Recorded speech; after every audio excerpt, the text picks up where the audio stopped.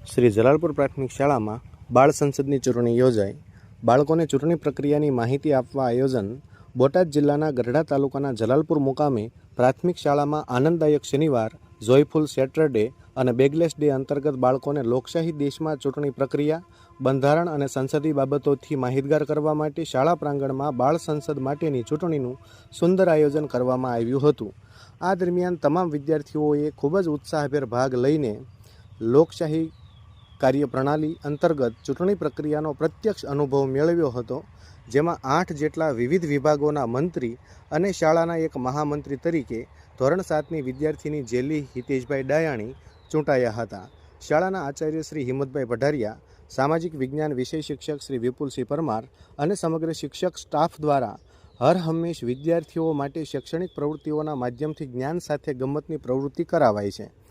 બાળ સંસદની ચૂંટણીના મુખ્ય હેતુઓ લોકશાહી વ્યવસ્થાનો વાસ્તવિક અનુભવ, સરકારની પસંદગી પ્રક્રિયાથી અવગત થવું, ભારતીય બંધારણીય સંસ્થાઓની સત્તા અને કાર્યોની માહિતી મેળવવી, ઇલેક્ટ્રોનિક વોટિંગ મશીન અને વીવીપેટ જેવા આધુનિક મતદાન પદ્ધતિના સાધનોની સમજ મેળવવી, સામાજિક વિજ્ઞાન વિષય અંતર્ગત નાગરિક શાસ્ત્ર અને રાજ્યશાસ્ત્રની અધ્યયન નિષ્પત્તિઓ સિદ્ધ કરવી, શાળાની વહીવટી જવાબદારીઓનું લોકશાહી ઢબે વિકેન્દ્રીકરણ, જનપ્રતિનિધિઓની સત્તા અને જવાબદારીઓથી અવગત થવું, નવી શિક્ષણ નીતિ 2020 અનુસાર જ્ઞાન આપવાનો હેતુ સિદ્ધ કરાયા હતા।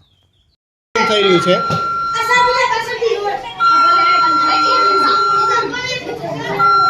ટોટલ 6 કેન્ડિડેટ્સ 204 ટોટલ મત પડ્યા છે અને હવે આપણું મતદાન છે એ ક્લોઝ થઈ ગયું છે। હવે આપણે અત્યારે પરિણામ ડિક્લેર કરવા જઈ રહ્યા છીએ। પરિણામ ડિક્લેર થઈ ગયું છે।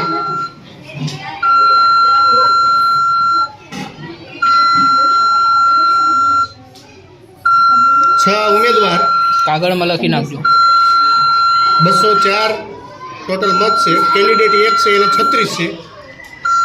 લખતા જજો। 2 ને 72 કેન્ડિડેટ 36, 3 ને 10, 4 ને 12, 5 ને 58,